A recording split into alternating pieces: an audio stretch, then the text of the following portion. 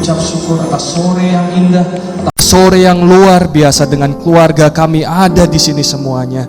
Sehat, bahagia, semuanya karena berkat daripada Bapa Yahweh. Bapa Yahweh, hari ini kami berterima kasih, mengucap syukur, berkumpul kembali ada di tempat ini. Kami bisa memuji, memuliakan nama-Mu. Dan saat ini tiba kami untuk mendengarkan apa yang menjadi isi dari hati-Mu yang akan kami gunakan dalam kehidupan kami sehari-hari. Bapak Yahweh, pakai hamba-Mu untuk berkata-kata, untuk menyampaikan apa yang menjadi isi hati-Mu. Segala kuasa yang tidak berasal dari Engkau yang akan mengacaukan jalannya ibadah kali ini, kami ikat, patahkan, kami tolak di dalam nama Tuhan Yesus.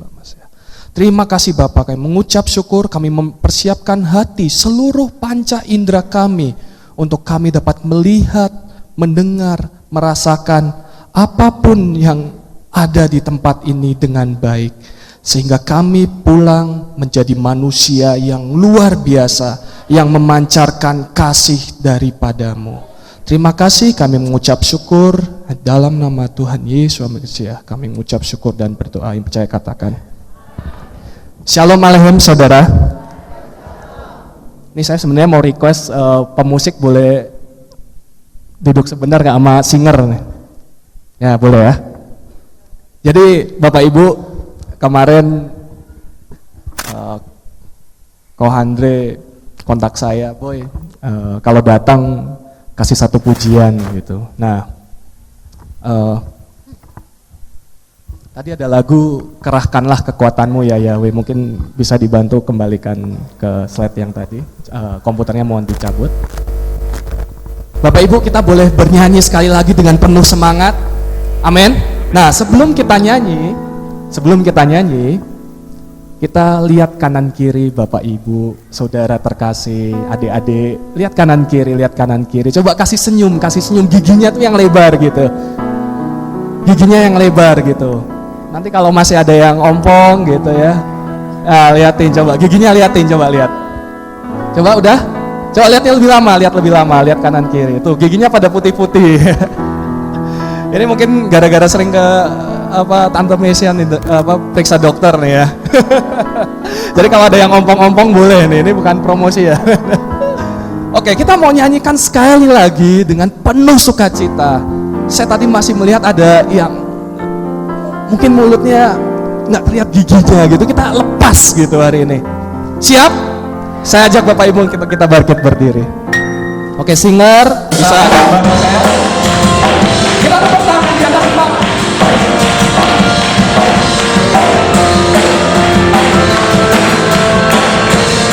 Siap menuju sholat? Kerahkanlah kekuatanmu ya Yahweh, tunjukkanlah kuasamu ya Yahweh, serahkan musuhmu, selamatkan umatmu.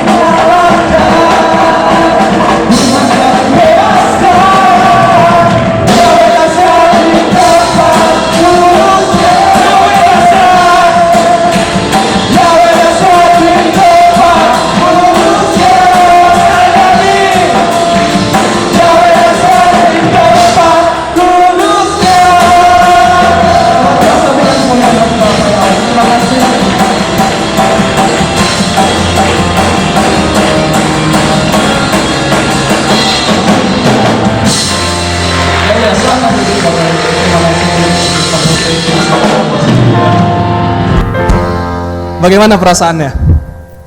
Senang ya kalau lihat orang senyum gitu ya. Habis senyum memuji Tuhan, memuji nama Bapak Yahweh itu luar biasa sekali. Hari ini saya ingin melihat senyum-senyum yang lebar dari Bapak Ibu karena sudah berapa puluh tahun tidak bertemu, baru berapa bulan baru ketemu. Saya senang sekali tiba di tempat ini. 2 hari lalu saya datang ke Magelang. Tujuan saya sebenarnya untuk pamit karena 2 minggu lagi saya akan berangkat ke Amerika. Jadi sebenarnya pinginnya duduk diam di depan dengerin papi bicara. Cuma selalu ada skenario selalu berubah. Jadi ya saya ini langsung kayaknya tuh kok dicubit gitu ya. Jadi 2 hari lalu saya mendapat undangan dari konferensi ekonomi tingkat tinggi di negara Peru.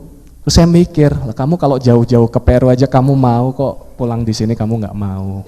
Jadi ada rema dalam hidup saya yang saya ingin memberikan sesuatu. Terus saya berpikir apa yang harus saya berikan kepada jemaat. Saya yakin jemaat di sini memiliki motivasi dalam kehidupan. Benar ya Bu ya? Benar? Semuanya memiliki motivasi ya? Datang ke tempat ini memiliki motivasi. Dan motivasi yang benar akan menghasilkan hasil yang luar biasa. Saya sangat senang sekali. Atau ya tadi salaman di depan, ketemu anak-anak muda nih udah pada duduk depan nih, saya seneng gitu ya. Jadi anak-anak muda tuh penggerak. Kalau di Indonesia tuh dulu ada Budi Utomo tuh penggerak. Jadi harus semangat gitu. Masa kalah sama yang sudah rambutnya putih gitu, harus semangat gitu. Tadi siang sebelum saya memulai sesi pada sore hari ini, tadi menjelang siang tadi saya salaman dengan Pak Edi ada bersama anaknya. Kalau saya tanya jemaat-jemaat di sini, saudara-saudara di sini, keluarga di sini, kalau saya tanya bagaimana kabarnya, jawabannya apa? Nah itu buat saya tuh kayak nular gitu ya, luar biasa gitu. Dan jadi termotivasi gitu. Dan itu hal yang sangat baik sekali dalam kehidupan kita, karena itu membentuk mental kita untuk melakukan hal-hal yang luar biasa. Amin Bapak Ibu. Saya yakin di sini tidak ada yang biasa-biasa saja. Semuanya luar biasa. Ibarat kalau Indomie ini udah double pakai telur, pakai sayur. Itu udah enak banget, itu spesial. Dan kita tuh spesial. Amin. Setelah saya pulang ke rumah tadi pamit papi. Aduh, papi tuh ngomong saya tuh motivator kelas dunia. Saya bilang, Pi saya bukan motivator. Mungkin tadi ada bilang ya, profesor doktor karburator bocor ya. So, saya mensyukuri apa yang saya miliki, saya mensyukuri apa yang terjadi dalam hidup saya. Bapak Ibu, saudara terkasih, adik-adik, semuanya, ternyata tanpa harus menjadi motivator yang kelas dunia, kita bisa menjadi motivator untuk diri kita sendiri. Banyak orang membayar Mario Teguh, katakanlah Mario Teguh ya. Ada yang tahu berapa 1 jam untuk membayar Mario Teguh, Metro TV atau stasiun televisi yang lain? Ibu angkat tangan, boleh dibantu. Anak muda, berapa sebut? Kok nggak ada yang tahu? Mario Teguh dibayar berapa? 1 jam? Ada yang bisa bantu? Yang di belakang? Berapa? 1.500? Hah? Lebih dari 1.000 rupiah. Mario Teguh dibayar 50 juta 1 jam hanya untuk memotivasi orang. Jadi kayaknya enak banget ya ngomong kayak tanpa beban gitu. Nah, tapi ada yang bayarannya lebih mahal, yaitu hidup kita sendiri. Karena hidup kita sangat mahal. Bahkan bernilai yang orang tidak bisa kalkulasikan, nggak bisa di-convert ke mata uang yang lain. Hidup kita sangat bernilai. Satu waktu ada anak muda datang ke saya, Boyke, saya ini mau usaha, nggak punya modal. Langsung saya jawab, saya punya 1 miliar. Saya mau 1 miliar. Ada yang mau dikasih 1 miliar di sini? Semua mau ya? Tuh angkat tangan satu. Cuma saya mau beli tangan kamu. Tangan kamu saya beli 1 miliar. Ada yang mau? Hah? Loh, kan Anda mau 1 miliar. 1 miliar itu berarti tangan kita harganya lebih dari 1 miliar. 10 miliar? Nggak mau. 25 miliar? Berarti tangan kita harganya lebih dari 25 miliar. Apalagi otak kita, apalagi pemikiran kita. Hari ini saya sangat senang, sukacita, dan saya berharap akan ada di tempat ini dalam waktu yang sangat singkat lagi, nggak mau lama-lama. Hari ini saya akan membawakan sebuah topik yang sensitif di dalam kehidupan kita. Tadi pagi ada yang kesaksian bahwa ternyata orang tuh kalau mengeluarkan uang juga bisa dengan gampang. Ada juga orang yang mendapatkan uang, Bapak Ibu, susah ya. Kemarin saya jalan ke Pecinan dari jam 12 sampai jam 5, ditanggepin satu-satu masuk ke toko-toko karena kenal, anak-anaknya kenal. Boy, ke Magelang itu nggak berkembang, susah, tante tuh mau ngembangin usaha. Bener nggak sih Bapak Ibu? Nah sekarang saya mau tanya nih sama jemaat nih di sini, sama keluarga saya di sini. Magelang nih berkembang atau enggak? Berkembang? Amin, buat kita berkembang. Saya bilang, sekalipun kota ini tidak berkembang, hidup kita akan berkembang. Amin. Karena kita memiliki Bapa Yahweh yang memberikan semuanya buat kita. Saya bicara seperti ini bukan karena, oh boy, kamu gini mah udah enak gini-gini. Semua ada perjuangannya. Hari ini saya akan membahas tentang bagaimana kita bisa merencanakan keuangan dalam kehidupan kita. Jadi Bapak Ibu siap? Bapak Ibu siap? Oke. Teman-teman saya yang ada di depan akan membagikan sebuah kertas. Mohon dibantu, sudah dibagi? Sudah dibagi? Ada yang belum dapat kertas? Oh ya. Hari ini kita formatnya kalau tadi Papi Talk Show saya juga nggak mau kalah. Hari ini talk show-nya lebih rame hari ini. Karena pesertanya semua jemaat di sini. Ini konsep yang lain lagi. Kita bagikan satu-satu, cepat, langsung. Oke, sambil dibagikan, saya akan, mungkin ada yang belum kenal saya. Nah, saya akan kesaksian sedikit. Jadi waktu kemarin saya diundang ke Filipina untuk mengisi sebuah acara seminar di konferensi tingkat tinggi. Bapak Ibu, kalau Bapak Ibu bekerja, ini saya punya pertanyaan ya Bapak Ibu. Bapak Ibu bekerja di satu perusahaan, kemudian dipanggil sama PBB misalnya, untuk ngomong tentang kota Magelang. Ya, dibayangin ya Bapak Ibu, nih saya doakan suatu saat ada yang pergi ke PBB, suatu saat ada yang pergi ke luar negeri. Bapak Ibu diundang menceritakan kota Magelang ke luar negeri, kemudian Bapak Ibu disuruh bayar sendiri transportasinya. Ayo, mau nggak Bapak Ibu? Jadi transportasinya 50 juta, hotelnya 1 hari 2 juta. Mikir?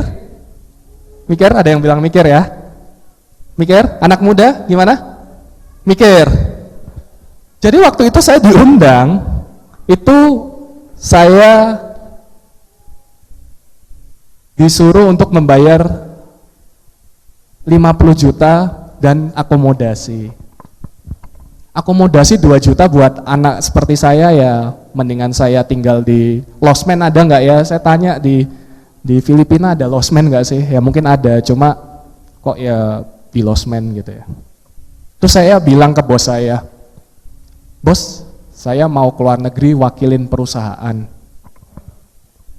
Kalau ada pegawai yang wakilin perusahaan, harusnya dibayarin sama perusahaan. Lah ini bos saya malah ngomongnya gini, kamu itu anak kemarin sore, ngomong bahasa Inggris saja sama bahasa Jawa juga nggak beda-beda jauh, masih medok dibilang gitu kan. Ya udah, saya bilang ke direktur saya bilang, oke, saya akan bayar sendiri. Saya akan bayar harga karena suatu saat yang mendapatkan manfaat itu saya, bukan perusahaan. Saya bilang gitu. Oh ya udah, silahkan Boyke, kamu pergi aja. Bu, cuma saya cutinya nggak dianggap ya Bu, kan saya wakilin perusahaan. Loh, cuti ya tetap cuti kamu 10 ya habis. Udah wakilin perusahaan nggak boleh cuti, jadi cutinya harus diambil. Dongkol nggak ya? Dongkol banget ya. Udah wakilin ini, cuti nggak bisa diambil. Jadi apa ya? Tadi hatinya jadi gaduh-gaduh gitu ya, kayak bingung gitu. Cuma namanya perjuangan selalu ada hasilnya. Jadi waktu saya bilang pamit mau ke Filipina, ada satu orang bos yang punya sinarmas. Ini yang ngomong yang punya sinarmas ya. Jadi, Boy, saya dengar kamu mau ke Filipina, kamu wakilin saya. Kalau Bapak Ibu dengar kayak gitu, mikirnya apa? Wah, kesempatan. Bener ya? Kesempatan ya. Kalau ada kesempatan diambil atau ditolak? Kesempatan bagus diambil ya.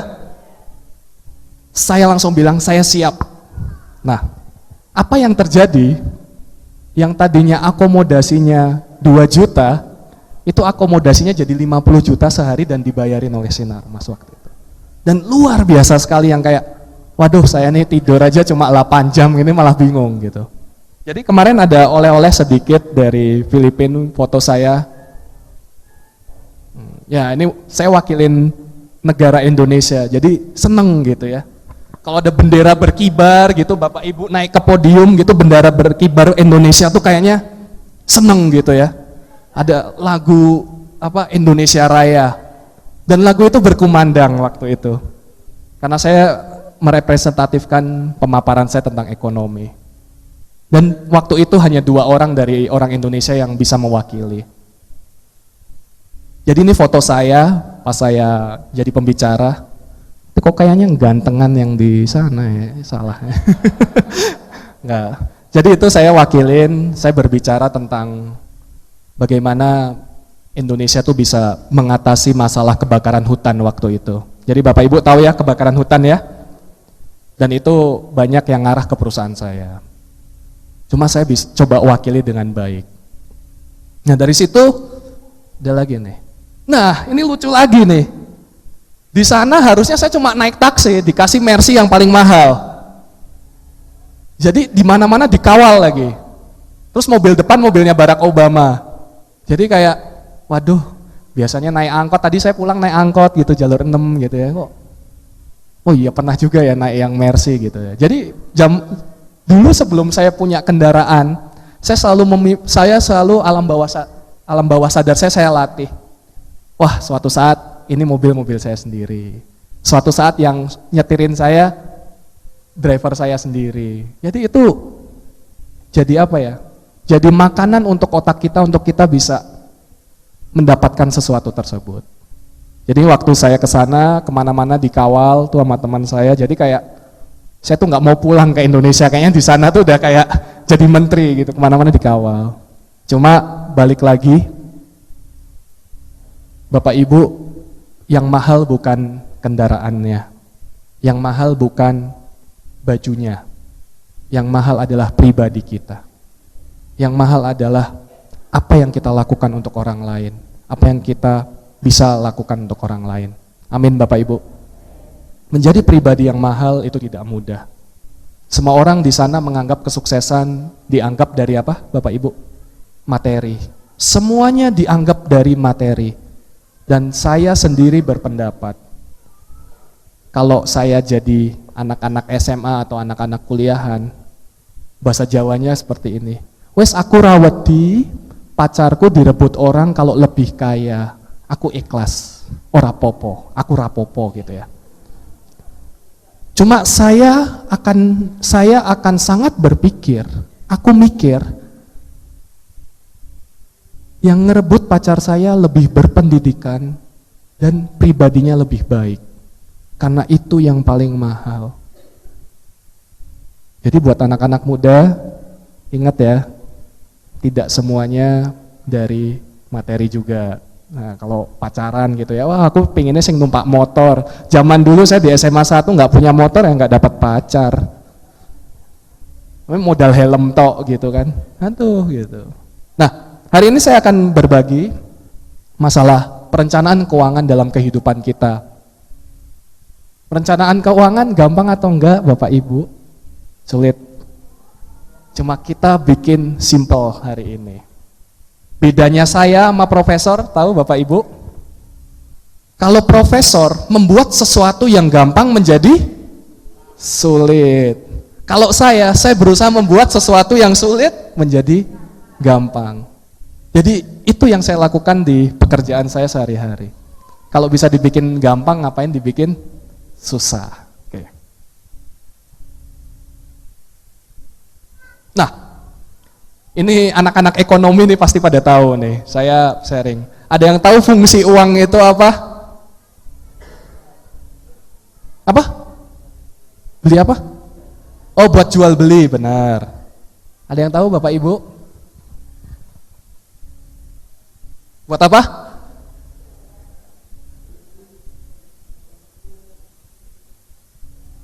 Buat apa? Oke. Ada lagi? Saya ambil minum ya Bapak. Nah, ada yang bisa bantu saya buka 1 Timotius 6 ayat 10. Anak muda, saya pengen dengar anak muda nih nggak pernah dengar suaranya. Ayo, tuh. Saya pengen hari ini itu semuanya tuh milik jemaat dan keluarga di sini. Jadi nanti yang bapak-bapak juga ada sesi tersendiri nanti ya, bapak-bapak, ibu-ibu. Oke, bisa dibantu baca? Tes. 1 Timotius 6 ayat 10. Sebab akar segala yang jahat adalah cinta uang, yang ketika beberapa orang mendambakannya, mereka telah disesatkan dari iman dan telah menyiksa dirinya sendiri dengan berbagai kepedihan. Cinta akan uang. Kehidupan di Jakarta banyak sekali orang yang menggunakan uang untuk memuaskan dirinya sendiri. Banyak ya Bapak Ibu memuaskan dirinya sendiri.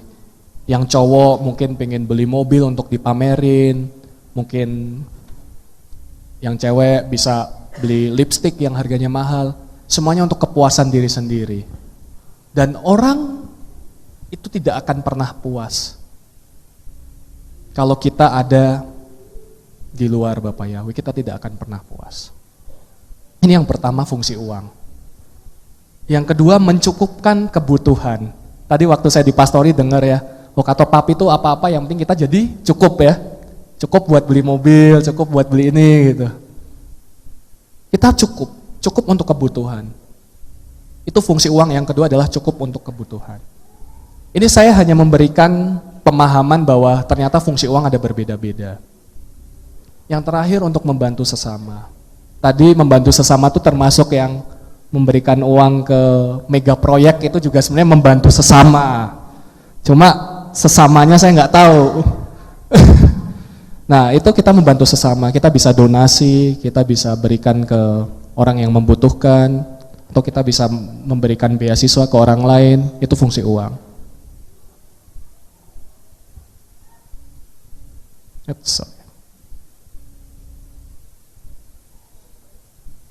Oke, greed is good. Di dalam dunia perekonomian, ada yang bilang bahwa tamak atau rakus itu adalah bagus. Karena dengan tamak atau rakus, kita bisa memanfaatkan peluang yang ada. Saya yakin di sini tidak ada yang setuju. Namun di dunia perekonomian di Amerika, itu semuanya sangat-sangat serakah. Ada yang tahu kehancuran Amerika gara-gara apa? Karena orang serakah. Jadi apakah serakah itu adalah bagus?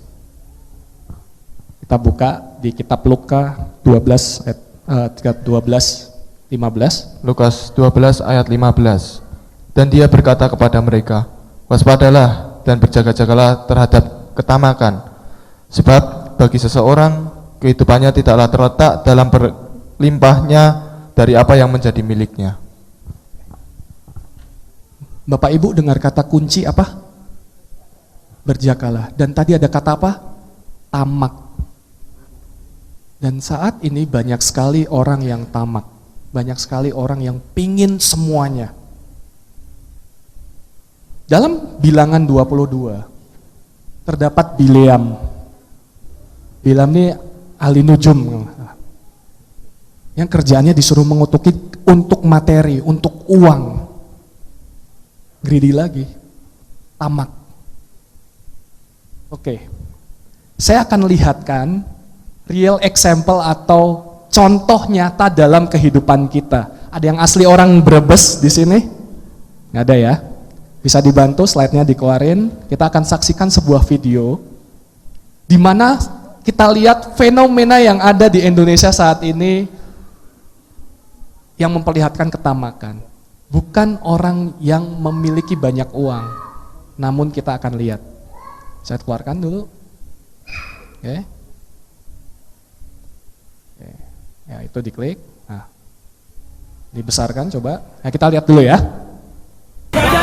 Saya ambil dari YouTube. Soalnya nggak jalan.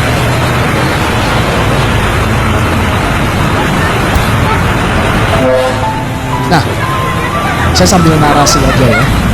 Jadi ini ada truk terguling isinya minuman kemasan.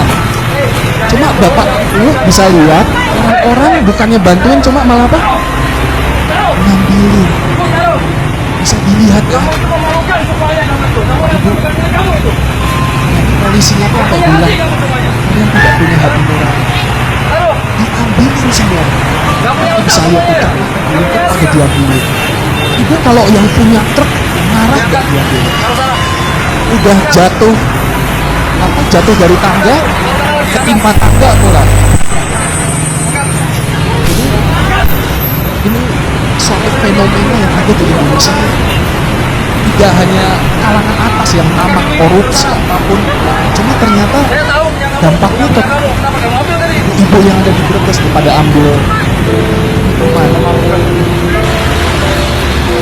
Jadi saya belajar, ibu saya mengajarkan jangan sampai kita tidak lulus ujian gara-gara hal-hal yang kecil. Bisa lihat ya Bapak Ibu. Saya yakin kalau kejadian di Magelang pasti akan ada juga yang seperti itu. Karena masalah ekonomi, saya tidak akan bahas tentang pemerataan ekonomi karena itu tugasnya Pak Jokowi dan Menteri. Cuma kita bisa belajar dengan hal yang sederhana, bahwa orang itu kalau tamak memperlihatkan seperti itu. Oke, kita keluarkan. Back to slide. Bisa dilihat ya Bapak Ibu, ketamakan. Jadi tamak itu tidak baik. Situasi saat ini, keuangan kita saat ini, ada beberapa yang saya sebutkan di depan. Yang pertama, banyak utang kartu kredit dan pinjaman. Saya tidak suruh angkat tangan jemaat yang ada di sini. Cuma yang senyum-senyum nih kelihatan gitu. Saya yakin ada yang punya kartu kredit. Ada yang tahu kartu kredit itu tujuannya buat apa? Bukan buat kredit. Tujuannya adalah menggantikan uang yang kita miliki di kantong supaya nanti akhir bulan bayarnya lebih gampang. Boleh dibantu? Amsal 22 ayat 27. Amsal 22 ayat 27. Jika engkau tidak mempunyai apapun untuk membayar, mengapa orang harus mengambil tempat tidurmu sebagai gantinya? Oke. Bapak Ibu, kadang kalau orang yang punya kartu kredit mikirnya bayarnya kapan? Entar-entar aja. Akhirnya bayarnya entar-entar aja kena bunga. Bunganya gede cuma bisa bayar bunganya aja. Benar Bapak Ibu? Kita lihat ya teman-teman atau ada orang lain. banyak utang kartu kredit. Dan orang yang utang kartu kredit itu hidupnya itu dikejar-kejar. Jadi ini situasi saat ini yang pertama. Kita lihat yang kedua Bapak Ibu.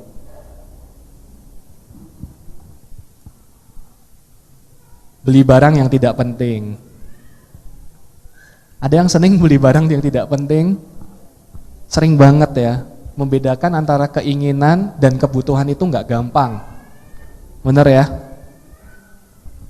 Saya kalau di Jakarta, kalau disuruh, boy beli kopi Starbucks 50.000, saya bukannya pelit, cuma saya daripada beli kopi Starbucks 50.000, mbok ya tak beliin bungkus Indomie isinya 40, atau isi 25 ya kalau nggak salah. Kenyang, makan, ini kopi diseruput udah habis itu lupa kan, oh ya udah. Jadi kadang kita beli barang yang nggak penting gitu.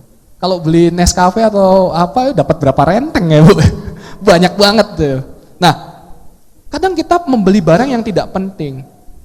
Ada dua sisi. Yang pertama adalah kitanya yang pengen beli, atau sekarang ini banyak banget penawaran-penawaran online atau SPG atau dimanapun makin gencar ya Bapak Ibu. Kayaknya hari belanja online nasional, bener ya? Kemudian pameran-pameran, terus kalau ya ini kalau yang cowok-cowok ya SPG-nya cantik, aduh beli ini, ah iya deh beli deh biar bisa ngobrol, biar dapat nomor teleponnya. Ini kejadian. Kalau di Pekan Raya Jakarta tuh banyak sekali. Ya itu situasi saat ini yang kita tidak bisa pungkiri. Nah ini lupa memberi.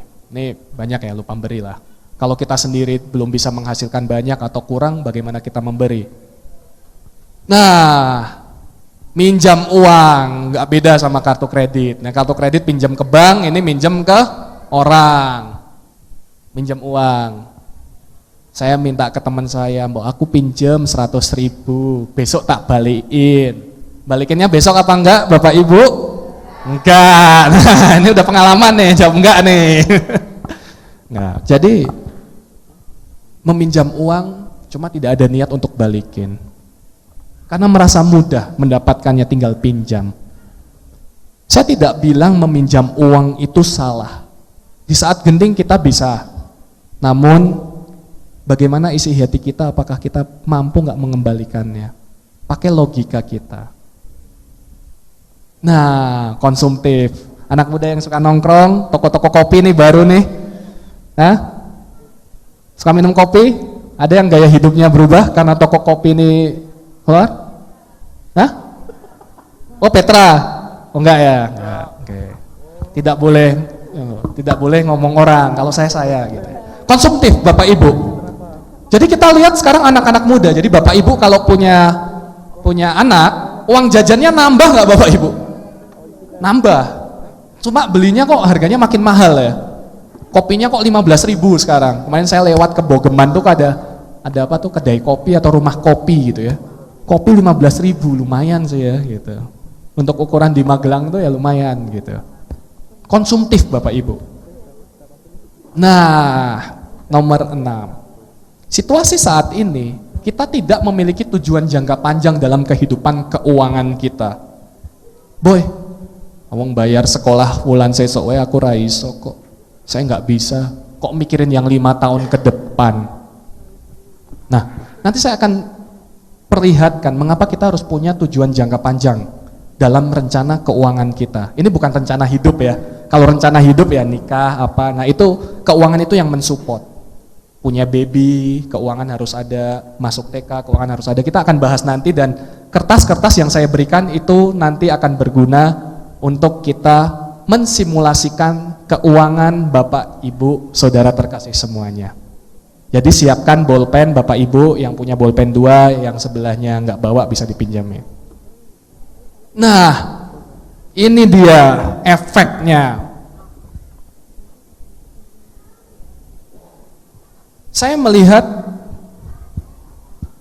di keluarga saya sendiri Bapak Ibu saya berpisah bukan karena kekurangan uang, namun karena bapak saya kelebihan uang, sehingga terjadi adanya yang namanya berperpisahan. Yang kedua adalah amarah.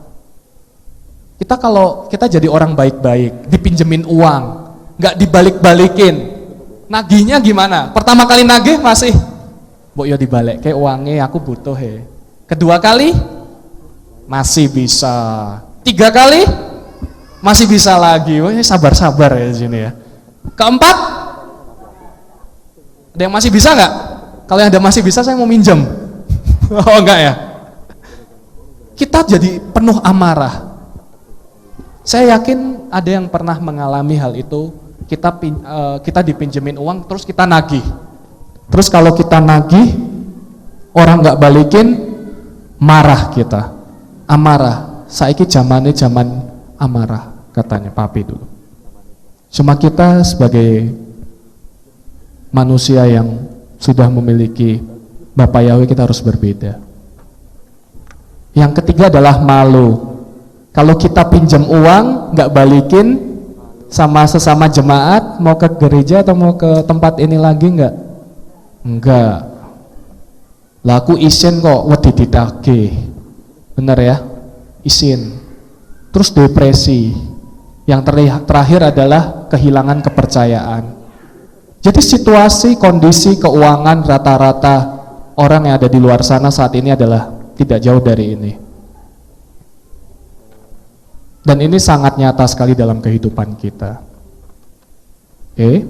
Nah, hari ini saya akan mengajak Bapak, Ibu, adik-adik, rekan semua yang punya bolpen, semuanya saya harap bisa nulis, untuk kita mengecek kondisi keuangan kita. Mau Bapak Ibu? Mau ya? Nah, saya udah bagikan kertas, halaman depan itu kertasnya itu ada tulisannya, cuma kita balik halaman putihnya dulu. Ini jadi kita nih konsepnya hari ini tuh workshop gitu ya. Ya kalau di luaran sana udah nggak perlu ikut seminar yang berjuta-juta gitu ya. Karena saya milik jemaat di sini, saya milik keluarga di sini. Oke? Ada yang nggak bawa bolpen kanan kiri mohon dipinjemin. Semua ada? Ayo, ada yang nggak bawa angkat tangan kanan kiri biar bisa melihat. Oke. Siap ya? Oke.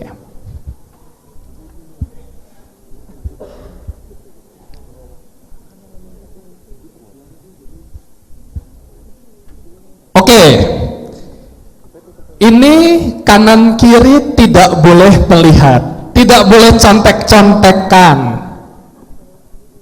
Hari ini ujian, tidak boleh contek-contekan, ya.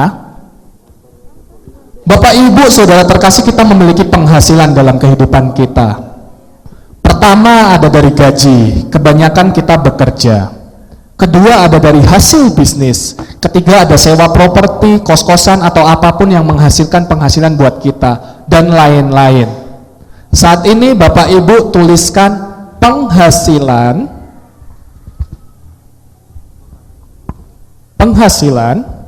Oke, penghasilan tulis yang besar. Ibu kira-kira, Bapak kira-kira penghasilan Bapak Ibu sebulan berapa, dibulatkan aja. Yang dapat 1 juta ya 1 juta. Yang masih belum berpenghasilan, uang jajan dari orang tua dikali dijadiin 1 bulan. 1 hari 10.000, 300.000. Oke ya, nggak boleh nyontek ya. Urusan dapur rumah tangga beda-beda, jadi tidak boleh nyontek gitu ya.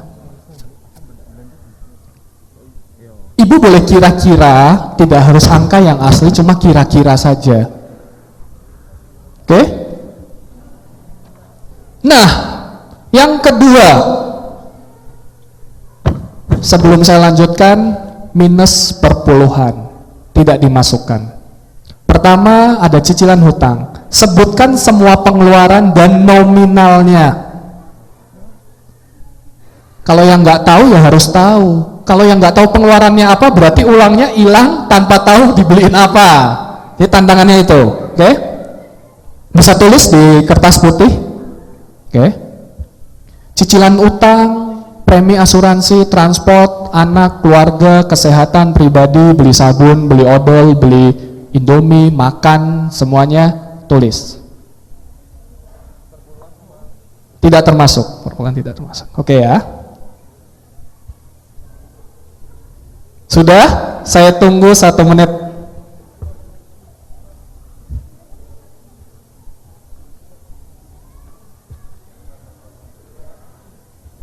Sambil menunggu saya bisa bicara. Tadi musiknya bisa, tim slide musiknya udah bisa? Cek aja, cek. Sambil cek aja. Sambil ditulis ya, Bapak Ibu, dijumlahkan pengeluaran dan dijumlahkan pengeluarannya berapa? Sambil dicek yang tadi boleh, jadi bisa sambil nunggu. Oke, Bapak Ibu, sudah? Penghasilan sekarang dikurangi pengeluaran. Oke, sip, kita bisa balik ke slide. Oke, back to slide. Oke, penghasilan dikurangi pengeluaran. Dimatiin aja soundnya, thank you. Di close, di itu, stop. Ya, oke. Bapak Ibu, ada nggak yang sisa uangnya? Angkat tangan.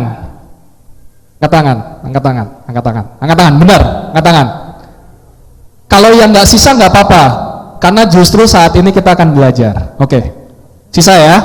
Oke. Dari yang angkat tangan tadi, ini khusus yang angkat tangan ya, Bapak Ibu, saya lihat di belakang tadi ada Bapak Ibu. Apakah sisanya itu ada lebih dari 10%? Ada yang lebih dari 10%? Ayo, angkat tangan. Wah, anak-anak lebih ya, ini nggak mikirin yang lain. Biasanya yang kaum muda nih sisa gitu ya, karena tidak ada mengeluarkan bayar rumah, nggak ada. Ada yang lebih 10%? 10%, oke, 10% bisa buat perpuluhan. Ada yang lebih dari 20%, angkat tangan. Nih jadi lihat nih, orang-orang yang punya banyak duit nih kelihatan nih, gampang banget nih. Uangnya sisa gitu ya. Ini jemaat nanti melihat, duitnya banyak tuh, masih ada sisa gitu ya. 30% terakhir. 30%.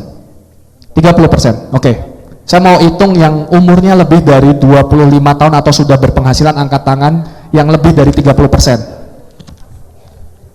1, 2, Bapak Ibu bisa lihat ke belakang. 1, 2, saya angkat tangan. Nah, 3 belakang. Sisa 30%. Menurut teori keuangan yang baik, kondisi keuangan kita setelah dikurangi perpuluhan harus sisa antara 10 sampai 30%. Jadi saya sekarang mau lihat yang tidak sampai 10 sampai 30%, angkat tangan. Loh, ini kok nggak ada angkat tangan nih? Tadi nggak nulis ini. Yang nggak nulis angkat tangan. Bingung juga. Nah, sebagai gambaran, kita memiliki neraca keuangan dalam kehidupan kita. Ada pemasukan, ada pengeluaran. Terkadang kita lupa cara mengatur keuangan yang baik. Saya di sini bukan orang yang sangat ahli dan saya belum pernah menjadi orang tua. Boy, kamu ngomong mah gampang, tinggal ngomong gitu. Belum pernah kan punya anak 3, punya anak 2, belum pernah kan? Kamu gini. Benar, saya belum punya. Cuma saya ingin membagikan apa yang saya bisa pelajari saat ini. Sorry. Next. Oke, kita harus kita ulang lagi ya. Oke. Ada yang cara ngitungnya gini nggak Bapak Ibu dalam kehidupan? Setelah penghasilan, itu penghasilan, sorry salah dikit, penghasilan dikurangi pengeluaran. Ada yang setelah dapat penghasilan langsung bayar cicilan, angkat tangan. Wah, tidak punya cicilan semuanya, puji Tuhan. Setelah penghasilan rata-rata digunakan untuk pengeluaran, rata-rata. Setelah itu sisanya baru diinvestasikan. Ada yang seperti ini? Angkat tangan boleh? Cara menghitungnya seperti ini? Oh ada, saya menghargai kejujuran Bapak yang belakang Bapak juga. Ada yang cara mengelola keuangannya seperti ini? Angkat tangan. Oh tambah lagi, ada lagi? Tambah lagi. Pelan-pelan ya. Jadi cara bikin keuangannya tuh pemasukan, pengeluaran. Jadi urut. Jadi kalau di rekening bank tuh kelihatan tanggal 1 masuk, tanggal 2 habis. Enggak, tanggal 2 habis gitu ya. Aduh. Tanggal 1 masuk, tanggal 2 keluar, tanggal 3 keluar, tanggal 14, 15 keluar, 30 keluar, masuk lagi tanggal 1. Memang setelah masuk keluar nggak masalah. Namun ini yang banyak salah dilakukan oleh rata-rata orang yang ada di luar sana. Nah, ini yang benar. Setelah kita mendapatkan penghasilan, kita harus mampu untuk berinvestasi dahulu. Kita perpuluhan dulu, habis itu investasi. Boy, piye meh investasi, wetenge luweh kok boy, ngeleh ya aku piye gitu. Saya yakin di sini tarif UMR itu sudah bisa mencukupi untuk makan, semuanya sudah diperhitungkan. Ada orang gajinya 50 juta di kantor saya, cuma cicilannya itu melebihi 50 juta, tidak pernah puas. Hidup itu kebanyakan gaya, banyak sekali di Jakarta kebanyakan gaya sehingga uangnya itu tidak sisa. Saya melihat teman-teman saya ada yang umurnya 35 masih belum punya rumah, cicilan mobil belum lunas, terus uangnya hilang kemana? Uangnya hilang untuk senang-senang. Jadi Bapak Ibu, prinsip keuangan dalam kehidupan kita, membangun iman dalam Bapa Yahweh, prinsip diberkati, itu kita mempunyai penghasilan, kemudian kita bisa memberikan perpuluhan dan langsung investasi. Nanti saya akan perlihatkan kenapa kita penting berinvestasi. Kalau zaman sekarang ada bapak guru atau ibu guru yang bilang, menabung pangkal kaya. Masih ada yang percaya nabung pangkal kaya di sini? Percaya cuma nggak angkat tangan, boleh angkat tangan nggak? Ya angkat tangan, ya angkat tangan gitu. Kalau polisi nembak baru angkat tangan gitu ya. Nabung pangkal kaya, oke ya, nabung pangkal kaya.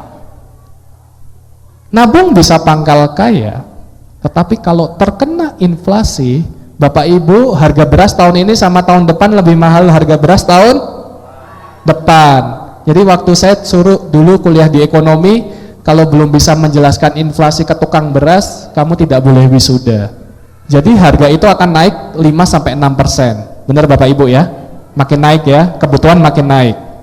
Nah, kalau tabungan kita terus-terusan segitu, nilai uang yang kita miliki akan semakin berkurang.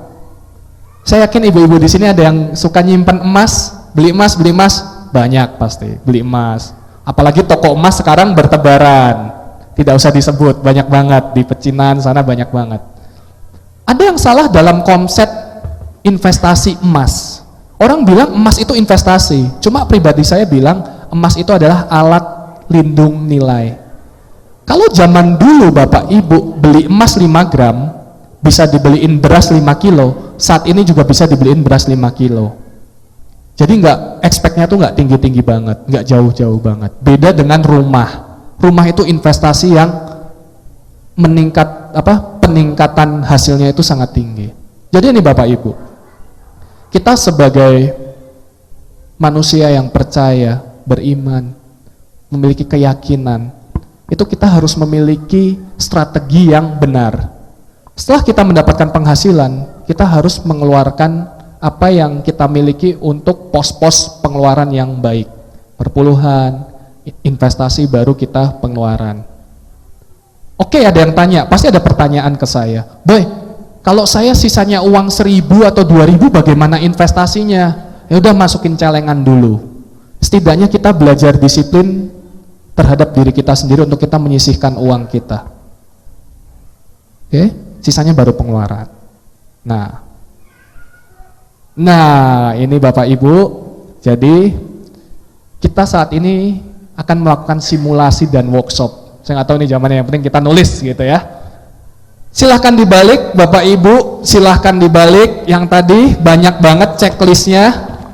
Jadi checklist ini saya ambil dari sebuah buku dari seorang yang profesinya financial planner, Likwina Hananto.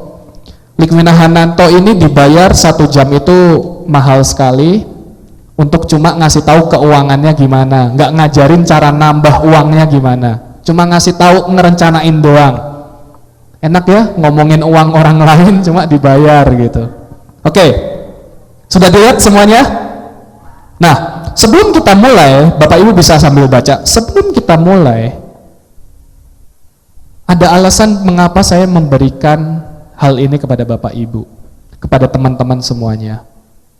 Terkadang kita memiliki keinginan atau impian yang tinggi. Saya yakin di sini semuanya pengen punya rumah, semuanya pengen motor, mobil.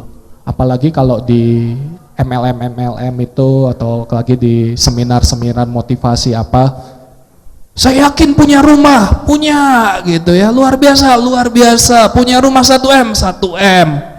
Habis itu pulang pusing gitu ya, ini piye carane gitu. Nah, apa yang saya bagikan saat ini itu adalah sebuah blueprint yang tidak harus Bapak ikuti, namun itu bisa menjadi guidance untuk Bapak Ibu bisa mencukupi kebutuhan Ibu dengan baik dengan rencana yang jelas. Bisa dibantu nomor 1 dibaca apa? Bapak Ibu silakan lihat nomor 1. Memiliki penghasilan. Nomor 1 memiliki Penghasilan. Semuanya yang memiliki penghasilan centang, pakai bolpen. Coblos. Oke ya. Nanti kalau ada yang mau minta fotokopian lebih bisa minta ke tim anak muda di sini nih ya. Oh habis, wah laris berarti saya bingung. Tadi bilang 100 ini habis ya, berarti nanti kopi lagi, bisa dikopi ya. Memiliki penghasilan. Saya boleh, saya ambil 1 nih, saya lupa bawa malah bisa ambil 1. Oke ya. Nah biar, thank you. Yang kedua, bisa dibantu baca. Memisahkan pengeluaran bulanan dengan pengeluaran mingguan. Ada yang sudah melakukan? Oh diam. Pengeluaran bulanan dan pengeluaran mingguan. Pengeluaran mingguan apa toh kalau enggak pengeluaran harian deh. Mingguan tuh mungkin sabun atau apa yang mingguan. Setidaknya pengeluaran bulanan itu yang bentuknya berupa cicilan. Oke? Saya tidak akan bahas semua yang ada di sini. Kalau saya bahas satu-satu sampai besok ini nggak akan habis. Cuma nanti Bapak Ibu, teman-teman, jemaat terkasih bisa kontak saya untuk kita diskusi. Yang ketiga ada yang punya tabungan.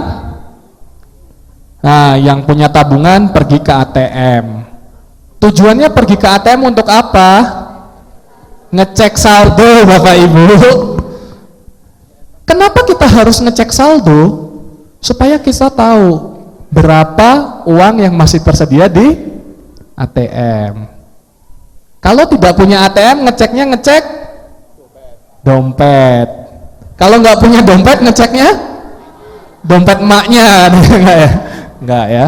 Nah, itu kita harus melakukan hal-hal berikut. Oke, nomor 4, saya yakin ada beberapa yang mengerti cara kerja kartu kredit. Cuma saya akan ulang. Bapak, Ibu, Saudara terkasih, kartu kredit bukan untuk pinjem terus bayarnya nanti. Benar ada yang diskon 0%, awang 0% kok, 0%, enak bisa dicicil, benar. Cuma jangan sampai kita terjebak dalam urusan kartu kredit. Karena sakitnya tuh di sini nanti gitu ya. Kalau ditagih sama debt collector. Kemarin saya ketemu teman saya, kerjaan kamu apa? Oh sekarang saya kolektor. Kolektor apa? Saya bilang Pokemon, saya bilang. Terus kolektor apa? Kolektor mobil, enggak, debt collector katanya. Saya bilang, oh iya. Hati-hati Bapak Ibu untuk kita menggunakan kartu kredit. Nah yang kelima ini, oke, saya ingin tanya. Ada yang punya kartu kredit nggak di sini? Boleh angkat tangan. Ayo boleh angkat tangan. Nggak ada. Ah, Cik Mesian ada ya. Kartu kredit nggak ada?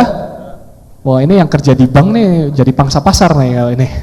Oke, utang kartu kredit itu harus lunas setiap bulan, kecuali yang 0%. Kalau kita tidak bayar lunas, itu akan bunga berbunga, dan itu akan menguras keadaan keuangan kita.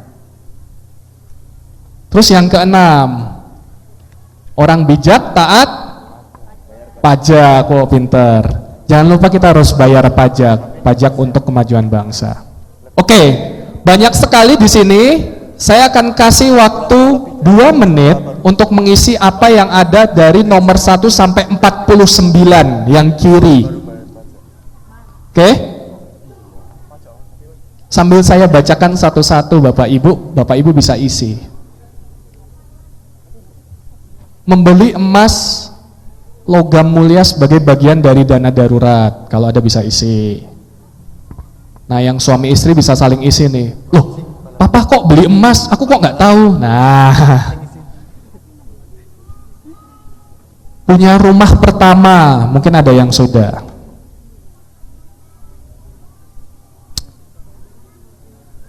Oke, sambil saya tunggu 1 menit lagi.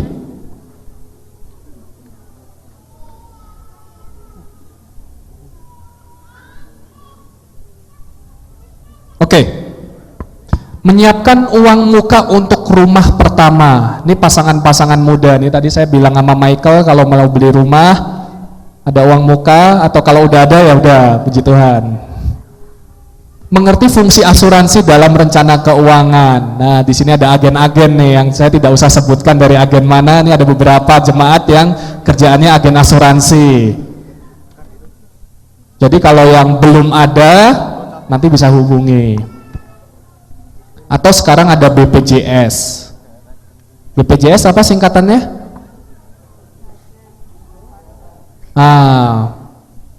Badan Penjamin Kesehatan ya, kalau nggak salah apa, Badan Penjamin Kesehatan. Kalau di Jakarta tuh sering dipleset-plesetin, butuh pelukan juga sentuhan. Jadi itu plesetannya gitu. Nah, ada yang lebih dari 10 centangnya?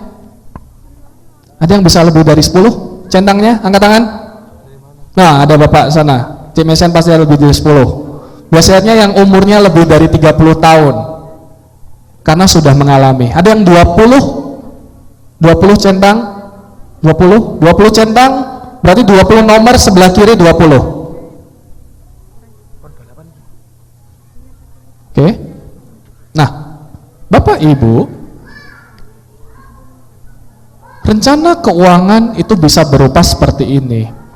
Dan kalau kita bisa lihat di situ ada terlihat tenggat atau tahun.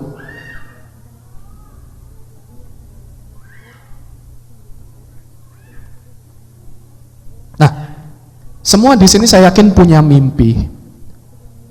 Cuma mimpi yang memiliki batas waktu itu yang dinamakan dengan tujuan yang jelas. Nah, Bapak Ibu, 1 step lagi kita akan isi. Kalau tadi yang masih belum ada centangnya, kita bisa isi dengan tahun kapan kita punya target di situ. Ada yang pengen beli rumah, belum punya uang, kita isi kapan kita mau punya uang muka untuk beli rumah itu. Bapak Ibu bisa isi. Dari situ akan mempermudah kita untuk melihat rencana keuangan kita. Sebentar lagi saya akan lihatkan apa yang lebih mahal daripada mencicil rumah. Saya rasa banyak orang tua yang sudah tahu. Habis ini kita lihat. Oke, Bapak Ibu, sudah selesai semua? Saudara terkasih? Kertas itu bisa Ibu, Bapak simpan untuk Ibu lakukan, untuk Ibu capai dengan tenggat waktu yang Bapak Ibu mau capai. Pingin punya kendaraan bermotor 2 tahun, 2 tahun tulis. Dan Bapak Ibu bisa tempelkan di kamar dinding Bapak Ibu supaya ingat. Saya ngerasa tertantang untuk memenuhi semua checklist yang ada di situ. Di sini ada ditulis beramal 2,5% karena penulisnya bukan orang seperti kita yang percaya Bapak Yahweh. Jadi kita bisa lebih kasihnya. Oke Bapak Ibu, ada yang bingung? Boleh angkat tangan dulu. Ada yang bingung? Nanti boleh ngobrol sama saya. Saya masih ada di sini setelah selesai. Nah, Bapak Ibu bisa lipat, Bapak Ibu bisa simpan dengan rapi. Saya ingin memberikan oleh-oleh sebelum saya berangkat untuk sekolah sehingga Bapak Ibu bisa memiliki hal apa yang saya lakukan. Tentunya ada yang lebih canggih, diketik di komputer gitu, ada yang lebih canggih. Oke, kita lanjut. Nah, apa yang lebih mahal dari rumah? Bisa dilihat depan, baca. Uang pangkal sekolah. Kalau nyicil rumah boleh berapa tahun? 25 tahun. Kalau bayar sekolah ada nggak yang nyicilnya 25 tahun? Ada yang sekolah di nyicilnya 25 tahun, saya mau sekolah lagi di sana. Nah, ada yang habis punya baby di sini, punya baby, angkat tangan boleh. Baby. Celis nggak ada soalnya. Oke ya. Kita anggap saat ini kita punya anak kecil, umur 1 tahun. Tahun 2020 masuk TK uang pangkalnya 5 juta. Mungkin nggak? Mungkin ya? Mungkin. Sekarang bayar per bulan berapa ya? Ini belum per bulan ya. Ini uang pangkal. Bayaran per bulan berapa? 300 ada nggak ya? Ada? Ada? 300 nggak ada? Apa gratis? Nah 300 ya. Lanjut ke SD. Nah, jangan kira terus, oh aku nanti SD-nya negeri kok. SD negeri kan gratis. 2 tahun lagi masuk SD 15 juta, mungkin atau nggak mungkin? Mungkin. 15 juta uang pangkal.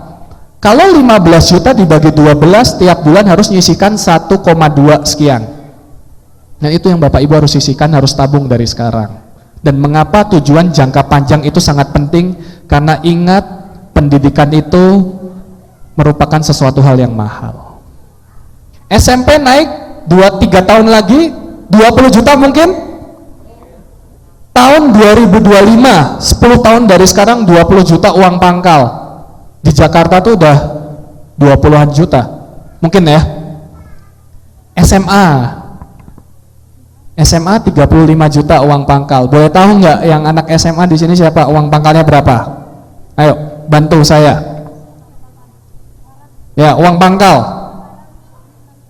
Hah? Negeri 6 juta. Kalau swasta lebih mahal, lebih murah? Lebih mahal. Berarti uang pangkal 35 juta ini suatu saat di tahun 2028 tuh hal yang sangat biasa. Dan saya ini udah kurangin. Ini dia yang paling mahal. Masuk universitas. Siapa sih yang nggak pengen anaknya masuk universitas? Nggak ada ya, semuanya pengen yang terbaik. Kecuali anaknya dilamar sama orang kaya, 7 turunan nggak habis-habis gitu. Nah, uang universitas 15 tahun lagi saya yakin sudah sampai 100 juta. Nah, saya tanya Cik Mesian nih, kira-kira ya Cik Mesian, uang pangkal di Trisakti kedokteran gigi berapa? Puluhan juta ada? Oh, ratusan juta. Itu sekarang, apalagi suatu saat. Nah, kita mulai berpikirkan saat ini, ternyata kita tidak bisa hanya menyisihkan uang untuk saat ini. Berarti kita harus ngerem. Apa yang menjadi pengeluaran, apa yang jadi kesenangan kita harus tahan. Supaya suatu saat anak-anak kita bisa sekolah dan kita berharap anak-anak kita jadi sukses, terus bisa membantu kita, terus bisa seneng. Dan itu yang saya coba perlihatkan di sini. Terlihat Bapak Ibu, ternyata bayar sekolah mahal ya. Yang murah apa gitu ya. Nah, Bapak Ibu, kita sebagai orang yang percaya Bapak Yahweh, kita yakin suatu saat semuanya akan dilimpahkan berkatnya kepada kita. Amin. Cuma Bapak Yahweh tuh ngasih terus oh ya enak aja. Ingat, hal-hal perkara yang kecil kalau kita setia akan diberikan perkara yang besar. Dan itu yang Bapak Yahweh inginkan dari kita. Uang kecil kita tidak bisa memanage. Terus tiba-tiba, saya pengen jadi direktur. Ya nggak bisa, uang kecil aja kamu nggak open kok. Bapak Ibu mungkin tidak menyangka, sampai saat ini saya masih jualan pulsa. Cuma pelanggannya tertentu. Kenapa saya mau jualan pulsa? Karena saya mau menghargai 500 perak uang yang saya hasilkan. Dan mengapa saya masih mau jualan pulsa? Suatu saat kalau usaha saya yang besar itu gagal, saya bisa memulai dari nol lagi yang paling sederhana dan memulai bisnis yang lebih besar lagi nantinya. Jadi kita harus setia dengan perkara-perkara yang kecil, terlebih dengan hal-hal keuangan. Kalau kerja di accounting, hilang 100 rupiah, disuruh cari, suruh cari. 100 hilangnya nggak ada, balikin 100, nggak bisa. Cari sampai dapat 100-nya ada di mana. Jadi itulah nilai uang yang ada di dunia ini. 100 pun itu berharga. Saya sakit hati kalau ada polisi gopek. Kalau di Jakarta tuh saya kasih uang 500 tuh uang 500-nya dilempar. Maunya uang 1000. Nggak gampang loh buat uang. Terus saya bilang, uang ini bikinnya nggak dari tanah gitu, tinggal ngambil uang bikinnya dari logam. Ya kita mau belajar menghargai apa yang kita miliki. Saya yakin Bapak Ibu semuanya memiliki penghasilan, ada yang masih dalam pengharapan pengen punya sepeda motor, pengen punya mobil dan lain sebagainya. Hari ini saya tidak mengajarkan atau saya tidak sharing bagaimana menambah penghasilan karena semuanya memiliki perbedaan pekerjaan. Ada yang bisnis, ada yang punya job, ada yang freelance, ada yang ngajar, semuanya banyak. Saya hanya memperlihatkan bahwa ternyata kita memiliki penghasilan, kita juga memiliki rencana yang baik, maka kita akan sukses. Amin, saudara. Kalau semuanya itu bisa terpenuhi, maka kita sudah memiliki banyak pencapaian dalam hidup kita. Terakhir, ini waktu cepat sekali ya, berlari. Apa yang harus kita lakukan? Sudah pasti berdoa. Ya berdoa mah, Abang bilang ya semua orang juga berdoa boy. Belum selesai. Setelah berdoa, berusaha. Mohon dikoreksi kalau salah. Ora et labora. Ora et labora. Bukan mensana in corpore sano ya. Main sana main sono gitu enggak. Ora et labora adalah berdoa dan bekerja atau berusaha. Belajar selalu apa yang kita masih kurang mampu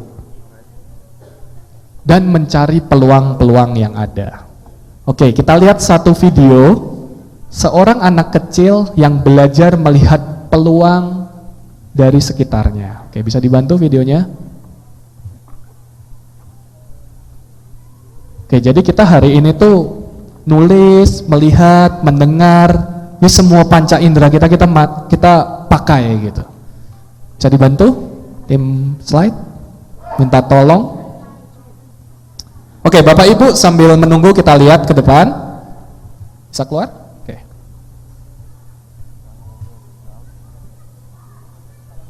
Nah ini. Semoga musiknya bisa ya. นี่คือเรื่องราวระหว่างฉันกับลูก Saya sambil. และสับปะรด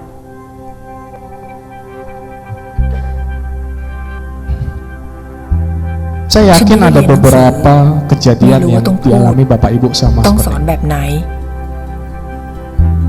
ada suaranya? ฉันรู้แค่ว่าต้องทำให้ดู Saya besarkan. ให้เขาเห็นเป็นตัวอย่าง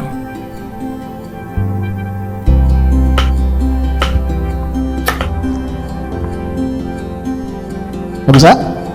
Oke, nggak apa ya, nggak ada suaranya ya. Jadi saya cerita, anak ini melihat ibunya memotong nanas, ya, memotong nanas, nanasnya dipotong. Setelah dipotong mulai belajar. Jadi kalau ingin berusaha harus belajar dulu ya. Nah, melihat anak orang lain pengen makan es krim nggak bisa, yang lain bisa makan es krim. เป็นไงล่ะ อร่อยกว่าไอติมอีกใช่ไหม Ibunya nggak punya จ้าแม่ uang. น่าทำขายนะแม่เนาะ Kemudian dia mulai belajar bikin nanas tuh, dia bikin nanasnya dipotong-potong. Kalau tadi es krim ini nanasnya dipotong, pinter ya? Bikin sendiri, karena nggak bisa beli es krim. Dipotong, enak ya? Kenapa kita nggak jual gitu? ไอติมสับปะรดไหมคะ Nah, dari situ dia belajar, dari belajar lihat orang lain dia kopi, ไอติมสับปะรดไหมคะ gitu kan? Nah, jual. แม่ Nah, dia mulai ทำไมไม่มี jualan. ใครซื้อเลยอ่ะ Dia mulai jualan, nah jual. Nggak, long Ayo peduli ada yang mau nggak? es krim Mau kau khas kan pineapple yang atau lain? nanas gitu ya. Kayak es krim gitu. บิ๊กวิจ้า Nggak ada yang beli, nggak ada yang beli Bapak Ibu. Bagaimana orang bisa beli nanas saya? พ Ibunya bilang, kamu harus pergi ke pasar, lihat orang jualan bagaimana. Karena dia datang ke pasar, mengamati pasar. Dia mulai melihat panca inderanya semua dipakai. Oh, ini enak, enak tuh. Dia mulai belajar apa yang namanya marketing, apa yang namanya advertising. Nah, dia bikin tuh gambar, dia tempel. Ayo 3-10, kalau 1 harganya 5, kalau beli 3 diskon jadi 10. Dan พอเห็นเขาได้สังเกตได้ลอง dari ทำเอง peluang-peluang itu dia mulai วัน pakai นี้ฉันส sepeda. บายใจแล้ว Yang tadinya jalan ที่ mulai เห็นเขา pakai ทำได้แบ sepeda. บนี้ Pakai kelintingan supaya orang tahu kalau และ jualan มั่ itu นใจ datang. ว่าวันข้างหน้า Akhirnya ถ้า apa ไม่มีฉั Bapak น Ibu Saudara? เขาจะยืน Semua ได้ orang ด้วยตัว beli เขาเอ es ง krim nanas dia. อัชราภูลสวัยได้รับทุนจากโครงการสารรักจนจบปริญญาตรีปี Saya yakin Bapak Ibu 2556 di sini แรงบั ada นดา yang ลใจจากครอบ mengalami ครัว atau anak สร้างการ Bapak เรีย Ibu นรู้ที่ไม่รู้ mengalami. จบสารรักจาก AIS Kita terkadang membuat mudah. Oke, bisa dibantu untuk matikan slide-nya. Terkadang kita membuat mudah anak kita dengan hal-hal, "Pah, beliin motor." Beli motor. "Pah, beliin mobil." Beli mobil. "Pah, beli ini." Kasih. Terkadang kita lupa mengajarkan anak kita untuk solving problem. Sama untuk solving problem masalah keuangan kita. Back to slide. Nah, yang kemudian adalah habis. Bisa bantu next? Next. Perpuluhan. Kitab Maleaki 3 ayat 10. Oke. Bisa lanjut ya. Bapak Ibu bisa baca nanti. Perencanaan keuangan yang bijak. Tadi Bapak Ibu sudah lihat semuanya direncanakan dengan baik. Next. Mencukupkan diri. Kita harus cukup dengan apa yang kita miliki. Yang belum ada kita harus targetkan dengan baik. Nah, ini harus dibaca kalau ini. Bisa tolong dibaca?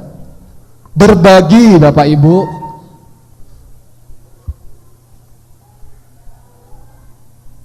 Bisa dibantu baca? Bapak Ibu bisa sambil lihat. Matius 6 ayat 2 sampai 4. Matius 6 ayat 2 sampai 4.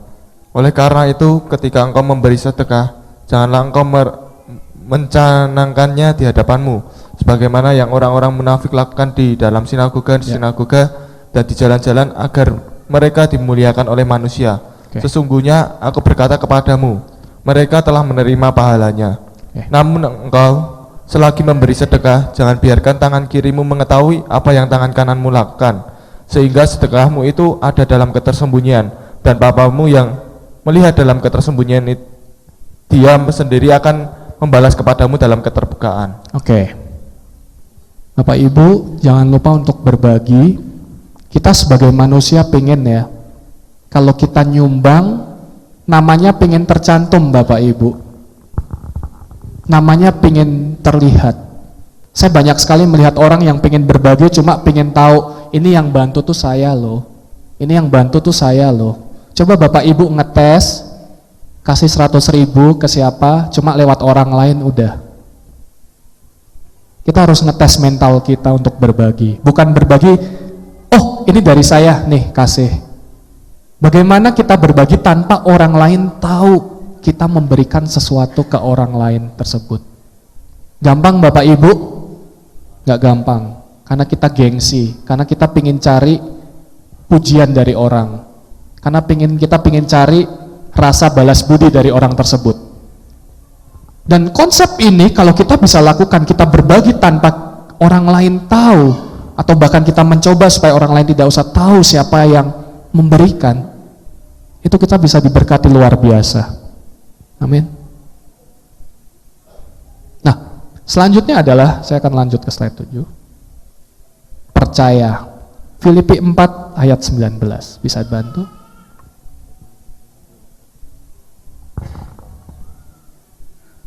Saya sangat senang memberikan hal-hal yang ganjil, jadi gampang ingatnya. Kalau genep tuh biasanya lupa gitu ya.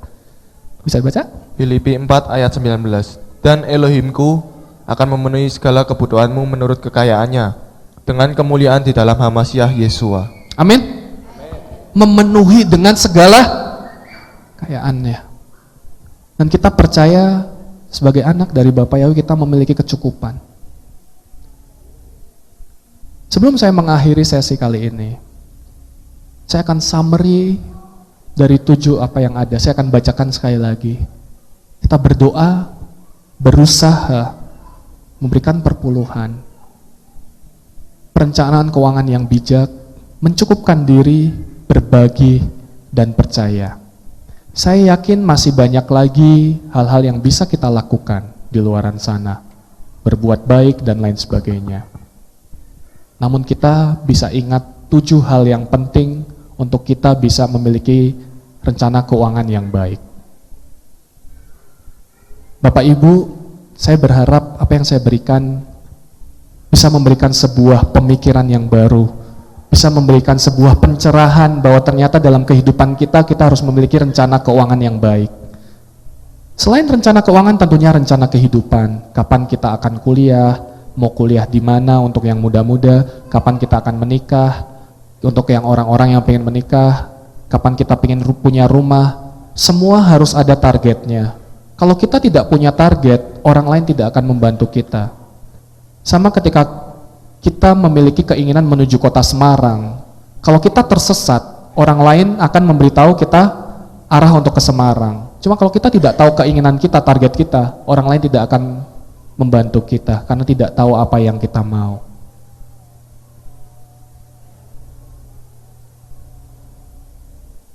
Terakhir, malam ini tidak ada yang namanya mustahil. Semuanya mungkin dalam kehidupan kita. Amin, Bapak Ibu.